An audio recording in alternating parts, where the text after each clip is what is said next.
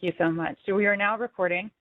Welcome to this webcast on artificial intelligence in the sustainability world. My name is Becca Madsen. I'm a senior technical leader at EPRI, and with me today is Donato Calace from Datamaran, and we'll be talking about his service that incorporates AI into sustainability services in just a moment. So we've asked you for your ideas of good and bad AI. Inevitably, when I'm making a presentation on artificial intelligence at the very end, someone mentioned some kind of comment about an example of a completely unethical use of AI. So I'll kind of go through and see what we've got in the chat here. The example that I gave was Facebook's algorithm to identify faces is called deep face, and I find that kind of creepy. And good artificial intelligence, they've figured out ways to automate land cover change using satellite imagery to identify illegal logging. I think that's great. So we've got good AI cancer identification and screening. That's really awesome. Bad AI, you're talking to somebody about a topic that you've never searched and it appears as suggested content when you open Google. Yeah, that's pretty annoying, isn't it? Let's see what else we've got here. If someone has a name like yours and they happen to be into some weird stuff on the internet and you start getting it, oh, that would be pretty bad AI. So thank you for adding those. If you have some more, just for fun, you can add those into chat. There are some really wonderful advances right now that are looking at good uses of artificial intelligence, including a foundation that's called AI for Good. Microsoft has dedicated millions of dollars in an initiative they call AI for Earth. And EPRI ourselves, we're looking at good uses of artificial intelligence to make electricity more sustainable, more affordable, and safer for everyone. So that is part of what we've been doing over a couple of years. And focusing a little bit more specifically on the environment, we have an initiative called Data Science Solutions for Environmental Issues.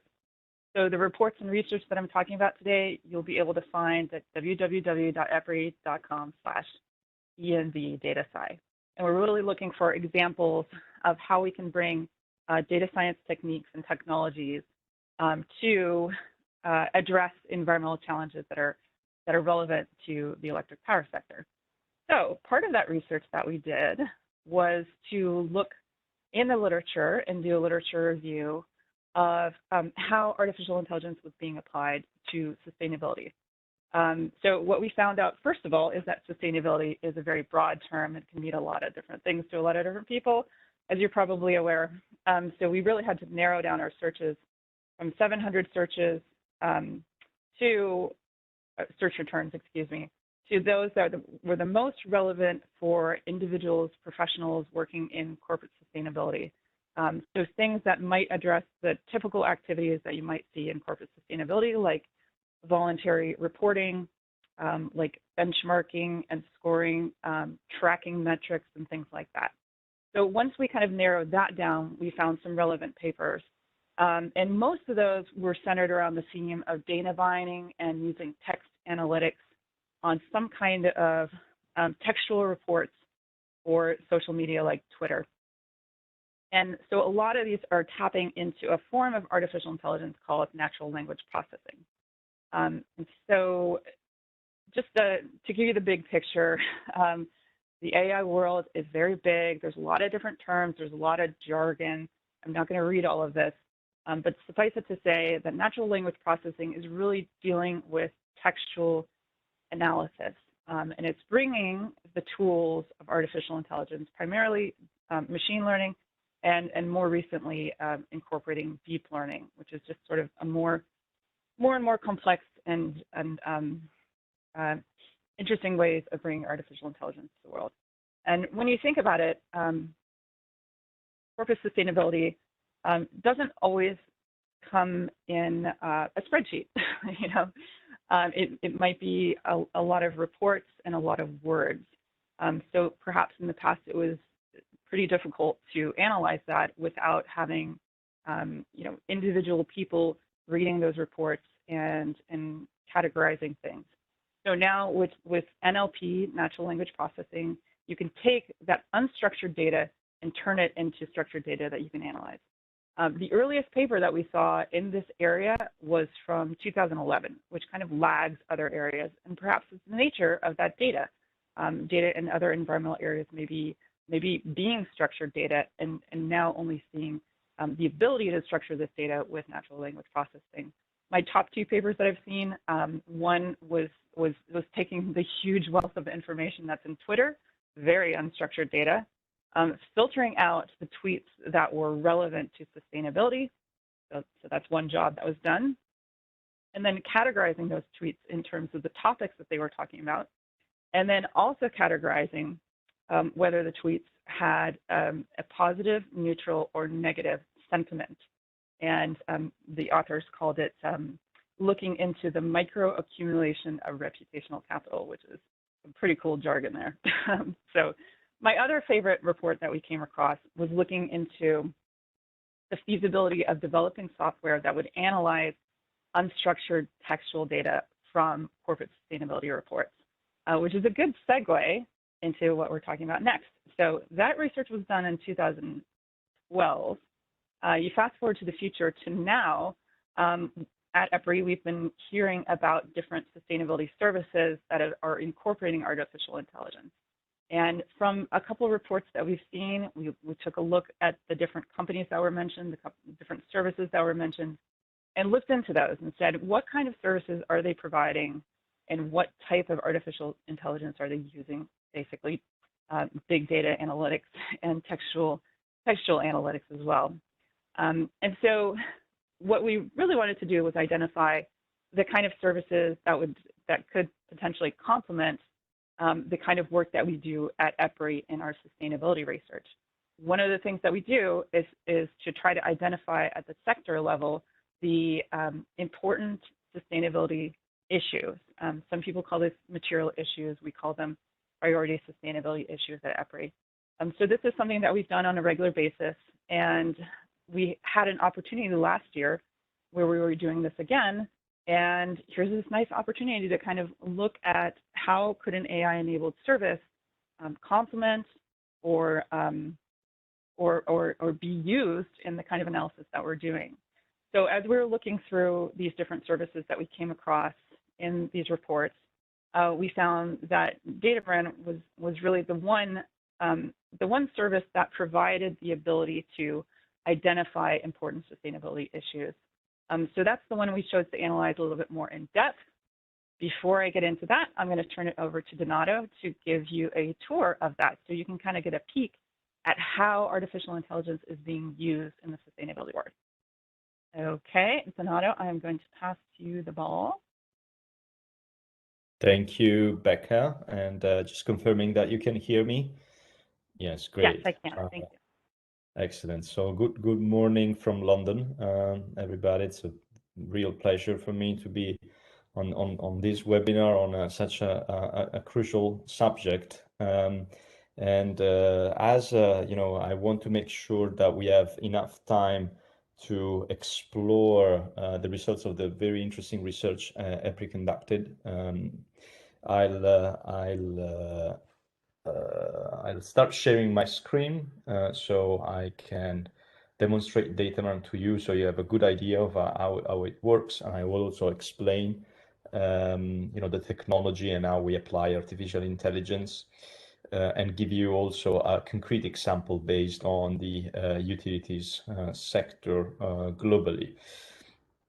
So first of all, can you see my screen? You should be able to see my screen. Yes, we can. Okay. Great. So this is the landing page of Datamaran. As Becca already anticipated, we are sort of unique platform. Our business model is a software as a service. And if you notice that table comparing different providers in the previous slide, our unique differentiator is that while all the softwares and providers in the ESG data space focus on scoring companies and performance of companies, what Datamaran does is focusing on scoring issues, essentially because we want to help companies understand what are the material issues for them in a data-driven way, but also help them monitor their evolution over time. There has been a lot of discussion around the idea of dynamic materiality, right? The idea that materiality is not a state of being, but a process of becoming, and issues gradually become material over time, where there are certain triggers. If we think about climate risk, right now we have jurisdictions in the world that are making the recommendation of the TCFD, the Task Force for Climate-Related Financial Disclosures, mandatory. But it all started like a voluntary movement with the best practices, and now those requirements are being embedded in the law. So capturing these kind of trends help understanding what are the strategic priorities and how to plan better for what's ahead. Now, in terms of how Datamaran works, and I will also explain what you see on the screen here, there are two elements to keep in mind. The first one is that we use natural language processing. As Beck explained, this is a branch of artificial intelligence, and we have a patented technology on our application to analyze the narrative around ESG factors in a variety of publicly available data sets. And those data sets include corporate annual reports. So for the 8,000 largest companies worldwide, we analyze their annual financial reports, their annual sustainability reports, and 10K SEC filing, US SEC filings. Then we analyze regulatory initiatives introduced typically by parliaments and governments, so mandatory initiatives, but we also look at other policymakers such as industry associations, market regulators, and stock exchanges, and so on. And besides those, we also look at voluntary policy initiatives. So all that universe of non-binding recommendations, guidelines, and guidance is analyzed in our platform. And we track, from initiatives that everybody is familiar with, like the GRI standards or the SASB standards or even the TCFD, or also to new initiatives like, for example, the WEF framework for stakeholder capitalism. And finally, we look at online news and media as a proxy for the general public opinion. The idea behind Datamaran is that by looking at all these sources dynamically, you can identify in a data-driven way what are your sustainability priorities or material issues. And we'll see an example now. Before I show you the example, the second element to keep in mind on explaining how Datamaran works is our framework of issues. We call it ontology, but you can think of it as a sort of dictionary that includes over 400 ESG factors organized in 90 topics. And those topics belong to the different environmental, social, governance areas, but also to technology, innovation, geopolitical events. So we don't have a narrow definition of ESG. Now, what you see here, this is the landing page of Datamaran, our dashboard. What we're going to explore for today's demo is our analysis module. The analysis module is the application that leverages the insights across all the data sets that we have to identify in a data-driven way what are the material issues and monitor them over time. Now, as you can see from my profile, I have some analysis that are sector level, like the analysis that I'm going to show you in a minute, which is based on the energy sector. But I also have some analysis that are company-based. So this is to show you that Datamaran has, the ability to slice and dice the data differently. So if you want to create a sector analysis because you want to observe trends at the sector level, you can do that. But if you want to create the materiality analysis, the materiality matrix that goes in your report, you're also able to do that. So for today, I'm going to show you this Energy 2021 analysis. This is a global sector analysis. So it's slightly different from the perspective of an individual company materiality assessment, but I'm pretty sure it's equally interesting. The first output that Dataman provides is this matrix visualization of the issues. Now, what I'm plotting here is a default set of issues. Our Dataman users are able to customize that set, and this set is essentially based on that universe of 400 factors that I mentioned before. What I'm plotting here on the two axes of the matrix is essentially a double materiality perspective. Now, some of you may have heard about this perspective as it has been introduced in the EU regulation a couple of years ago, and essentially it indicates that issues can be material from the perspective of the impacts that they have on the value of the company, but also from the perspective of the impact that the company has on environment and society.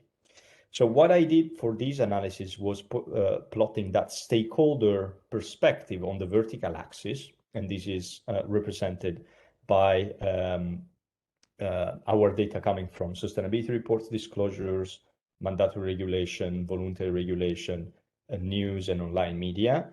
And on the horizontal axis, instead, I'm looking at what companies in the sector are disclosing in their financial reports only. So it's interesting to see that there are some issues that are more addressed from a stakeholder materiality perspective, and they have, less evidence of being financially material, whereas there are like human rights here. Whereas there are other issues that are more relevant from both perspectives, like this climate finding and nurturing talent or fair and inclusive workplace as well. More interesting than the visualization is actually the table of results here, where you have the universe of issues that you want to assess. And the universe of issues can be structured with subtopics. So if I look, for example, at this fair and inclusive workplace issue, you can see the subtopics mapped to it. And essentially what Datamaran does here is ranking the relative importance of these issues across the different data sets that Datamaran covers according to the filters that the user wants to apply to the data set. So in this case, I'm analyzing the sustainability reports for the utilities companies globally, worldwide, the mandatory regulation, the voluntary regulation, news, and then Twitter globally. And a final score of relevance is calculated as the weighted average across the different data sets. Whereas on the internal axis, as I explained, I have the financial reports. Now, there are a couple of additional things you can do with this data. First is once you define what are the material issues, you can drill down and see the underlying factors that are important within that issue. So the factors are more actionable to you. So when it comes to natural capital, you can see that the underlying factors include water use, water treatment and recycling, biodiversity, and so on. And you can see how those factors map to the GRI and SASB standards. This is, of course, useful for reporting, but it's also useful when you need to know how to set goals or how to measure those factors. Of course, you want to refer to the most established guidelines and standards. Now, The other aspect that is important is that typically a materiality assessment, conducted in the traditional way, it's a snapshot analysis, meaning that companies tend to conduct it, every year in the best cases. In some other cases, every 2 or 3 years. But then in the middle, they lose sight of where is the importance of these issues. Now, the beauty of having a software and artificial intelligence doing the analytical legwork for you is that you can actually see how these points evolve over time. So to conclude my demo, I will show you how those issues moved over the past 6 months and identify what are the top 5 issues that have had the largest increase in their importance according to the stakeholder perspective. I'm gonna access the monitoring functionality. And Dataman is loading the data.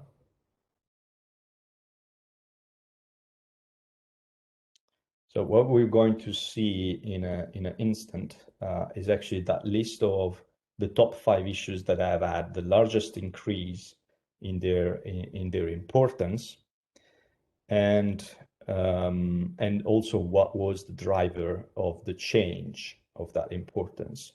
So did the change of importance came from the news? Like in this case, we can see that human rights, that for example is number 8 in our overall ranking of 28 issues, went up 3 ranks because of news mentioning that topic, and we can see the trend over time.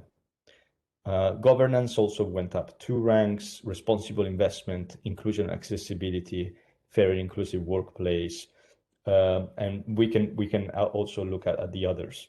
And now what's interesting from a user perspective is that when it comes to a materiality assessment, what is in that top right quadrant is typically already known. Like it's difficult that clients have surprises when it comes to what is already material. Where the analysis is more insightful is actually for these issues that are further down the ranking, that our clients know that they are important, but they don't know what speed they're getting to that top right corner actually. And this is a good way to measure it over time, essentially. Becca, how am I doing in terms of timing of my demo? You're doing fine. Maybe wrap up in the next 5 minutes. Yes. Okay. Great. There we go. So, great. Something else I'm happy to share with you is how granular you can go in the data. So our search functionality, it's similar to a Google search bar where you can input any query, like for example, science-based targets. You can see which companies are mentioning that query in our data set of corporate reports. So let's do an exercise and let's find which companies are mentioning science-based targets in the utilities sector in North America.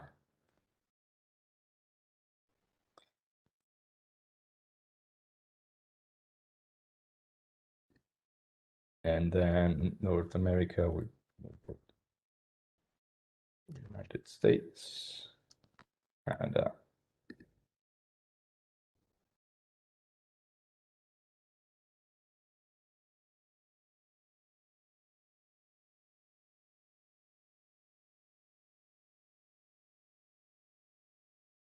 So as we can see here, there are a number of companies that are adopting the science-based targets in North America in the utilities sector, although I will say it's probably a minority. So that's also an interesting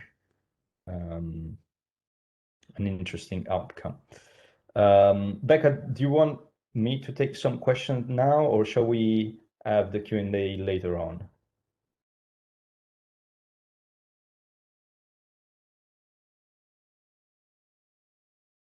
If you're talking, you're on mute. Yeah, you would think I would get this. We do have a question in the chat, and I would ask folks to add any questions that you have from what we've covered so far before we switch over to I'll be presenting on our research. So one of the questions was, do the stakeholders need to agree to be put in the system, or can utilities use the information or data that they have? Can you address that? And then yeah. So that's a very good question. Now, Datamaran relies on publicly available information. So the data that is analyzed here is already in the public domain. So we don't have to ask anybody the permission to use that data. Then that being said, we have some clients that actually like to combine our data with the data coming from stakeholder engagement processes, so surveys or interviews. And we have dedicated functionalities to enable that. And I think actually, to be frank, that's probably the most robust materiality assessment that you can conduct. Actually, we have clients that use our data as a preliminary analysis to stimulate the debate with the stakeholders. So your stakeholder engagement is not much focused on gathering data from them, rather than really interacting with them on, what are the implications of these issues for your company. Okay. Thank you, Donato. I'm not seeing another question right now. Folks, you're welcome to ask questions in the chat. We will pause again at the end and have a larger Q&A session. Or Donato, you're always welcome to respond to questions right in the chat there. Okay, so we're going to turn over to EPRI's research. And Donato, I'm going to mute you. Okay, you're on mute. Okay, got it. Yeah. EPRI's research and why we were looking at Datamaran. So I referred to this a little bit before, but EPRI has an area of research on sustainability. One of the activities that we've been doing for the past, since 2013, has been doing a sector analysis of important sustainability issues.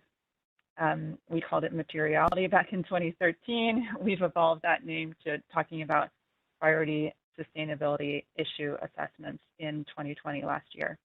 So we knew we were going about this analysis, and we've done this manually, meaning our very industrious researchers have been looking through multiple reports, really curating a set of reports that we think are important for the industry, and then taking a look at those and then manually adding which issues are coming up and how frequently they're coming up and how many reports and things like that.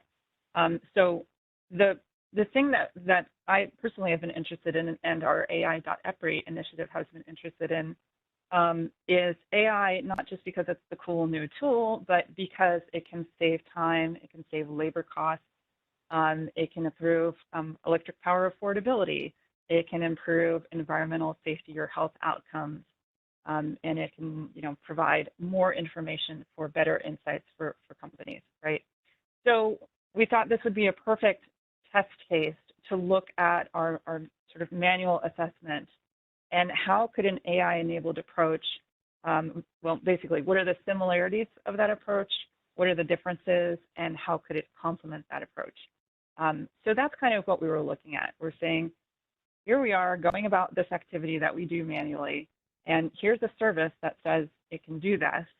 Let's try it out. Let's record our time doing both of these approaches. Let's record our costs and see what happens here. Now, I did mention in text somewhere that EPRI is a nonprofit organization. We do not endorse services. However, Datamaran was the company that fit the bill. It met the criteria of what we were looking for in terms of AI-enabled services for sustainability activities. So that's why we analyze them. Okay.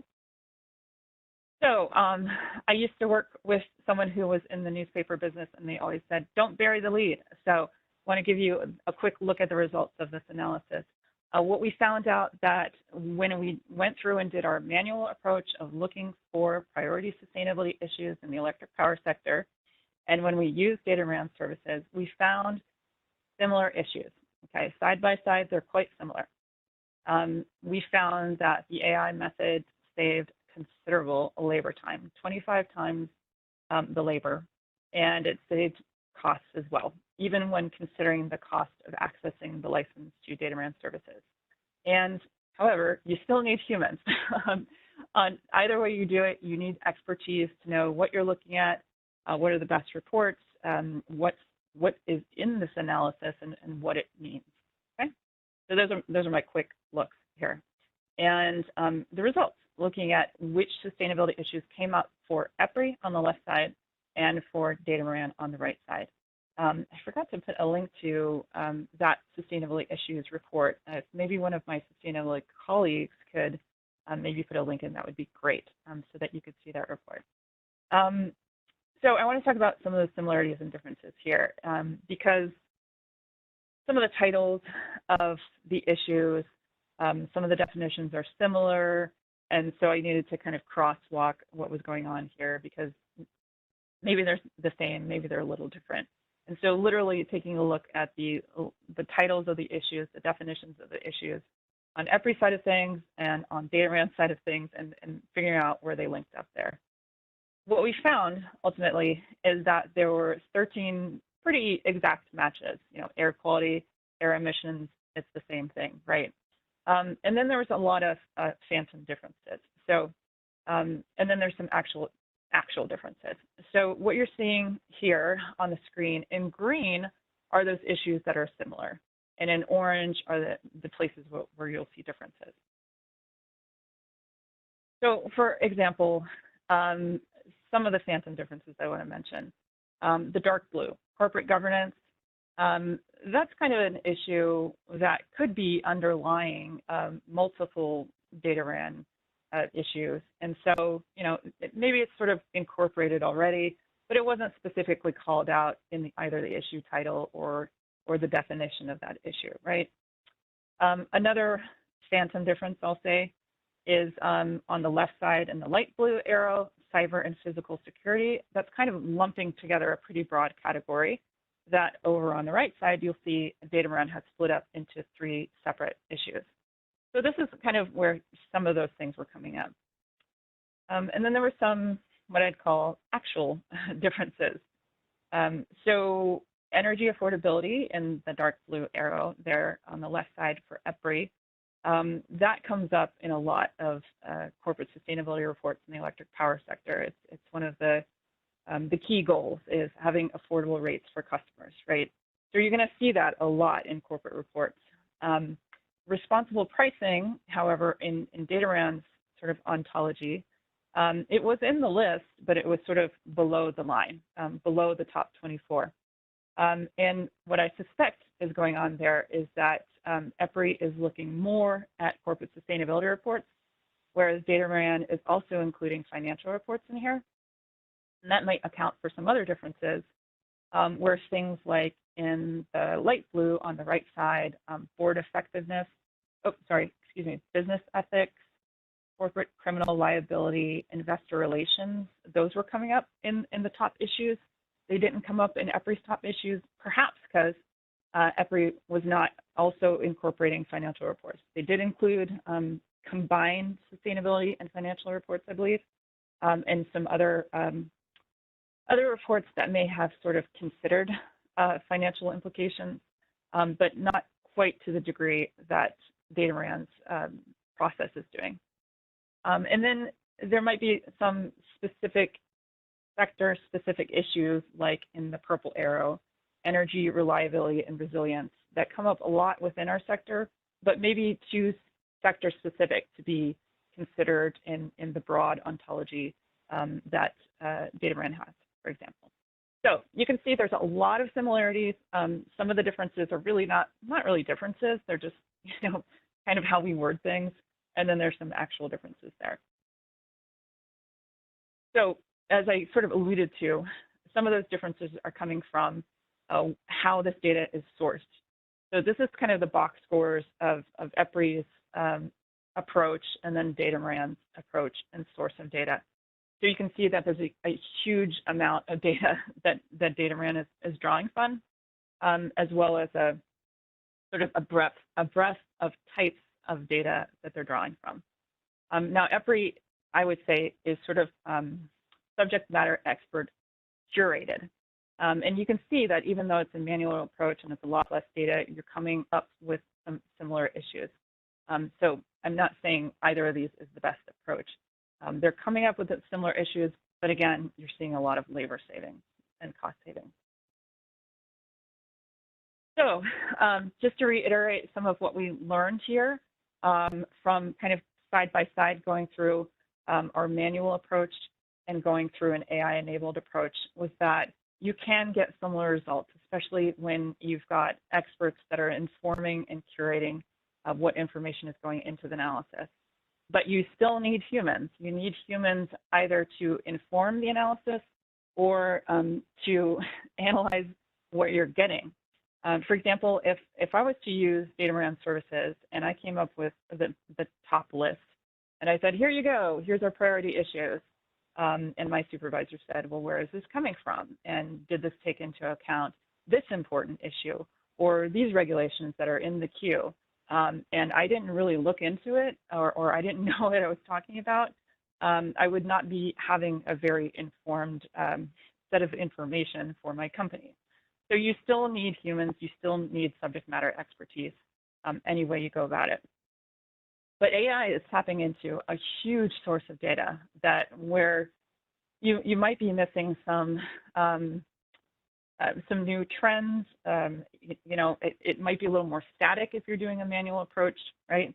So it's really tapping into a very, very large source of information and saving so much labor time. Even though it comes with a price to access this information, you're saving a lot of time. Because you're saving that time, you can then put your expertise on analyzing the information more, providing new insights, or doing a rapid refresh and seeing what things are changing over time, okay? And then finally, I often hear a critique of artificial intelligence that it's a black box. We don't know what's going into it. And my retort to that is that it's only a black box if you're not really looking into it and seeing where does the insights come from.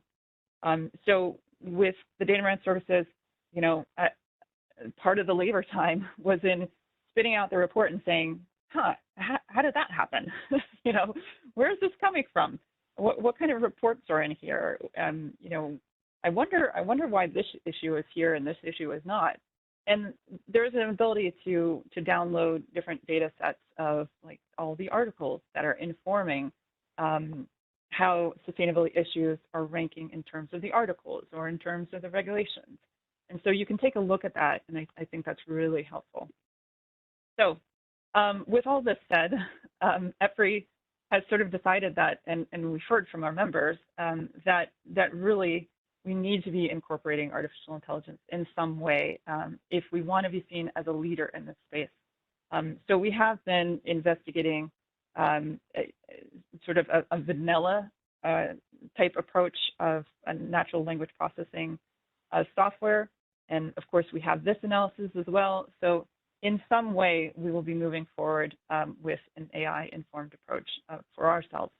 And so we wanted to kind of just show you where AI is incorporated into sustainability world and in this particular research as well. So I hope you found that interesting. I wonder what kind of insights you've drawn from it.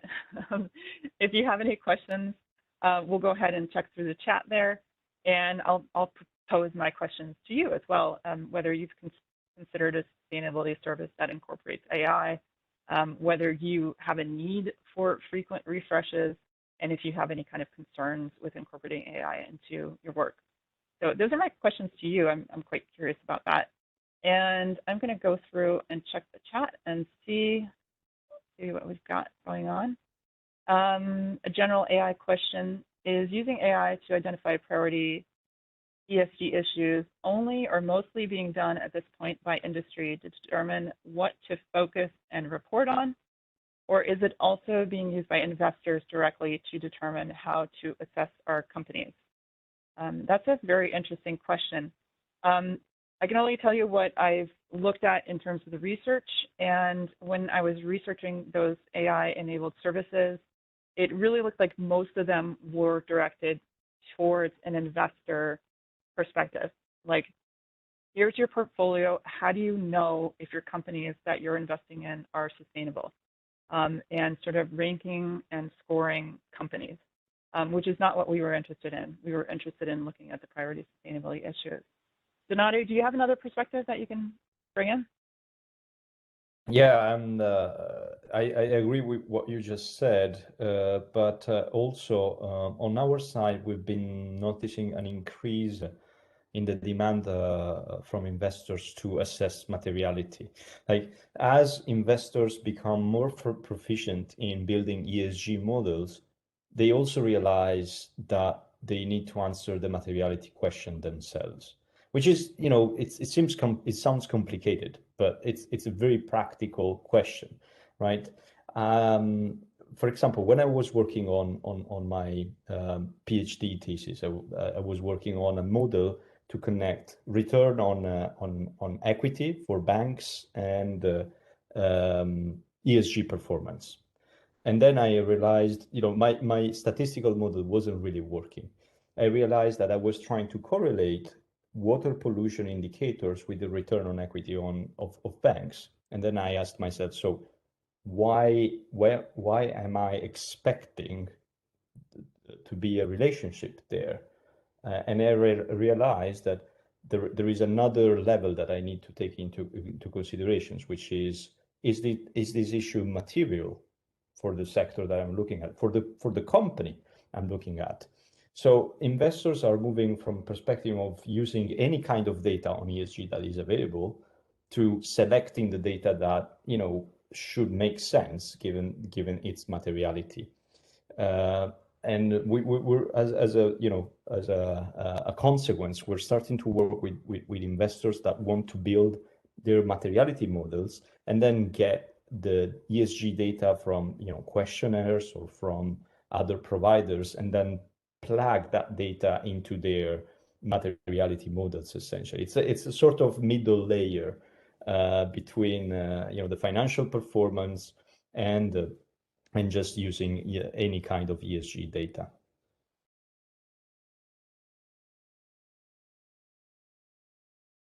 Hey, I don't see another question right now. We'll be on the line for a little bit longer, but I can also point you to the website that you see on the screen here, where you can get to that report that you can download if you'd like to. As well, I'll put up our contact information here. This is my contact information and Donato's, so you're welcome to reach out to us individually. I can also put you in touch with our sustainability research if you'd like to find out more about that and our broader research on sustainability at EPRI. I'll also say that we will be sending around a link to the recording as well as a PDF of the slides probably within a week or so. So if your colleagues didn't have a chance to see this or you missed something because you're multitasking, no worries, we'll help you out there. So let's see if we have any other questions. You're also welcome to unmute yourself if you have a question.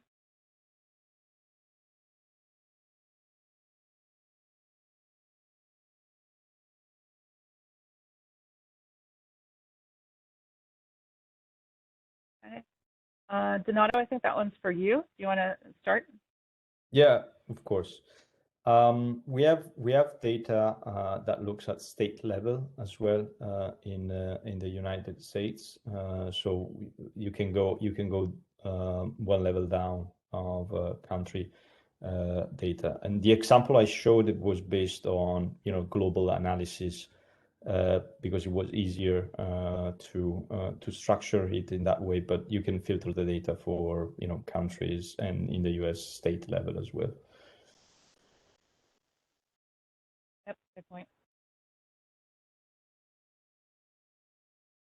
Other questions?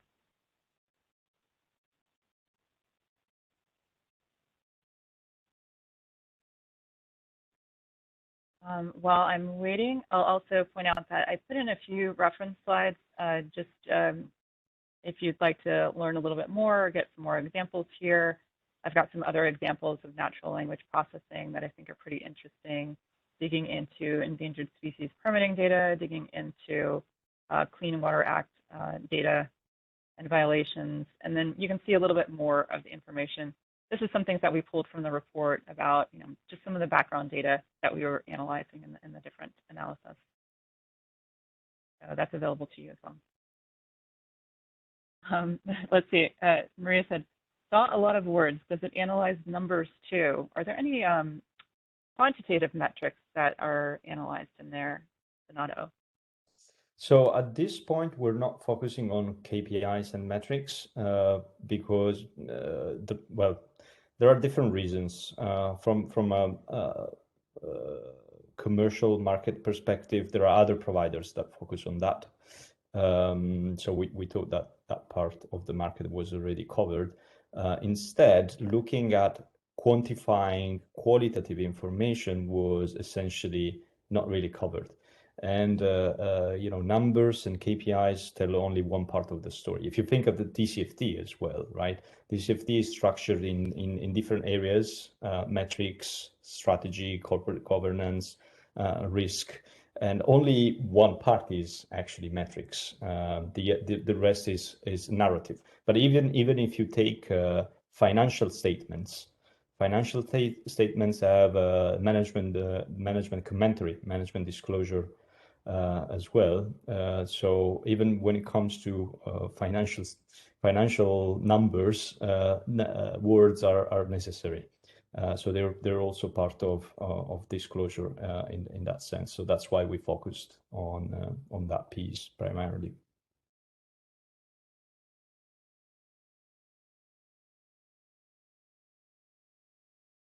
Any other questions?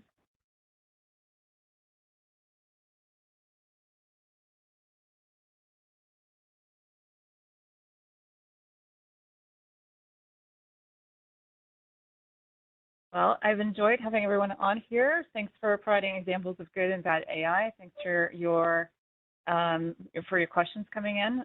It sounds like you were interested in this as well. It was really fascinating to do the research. It was fun to kind of compare the regular way of doing things and seeing how AI could enhance and complement our work.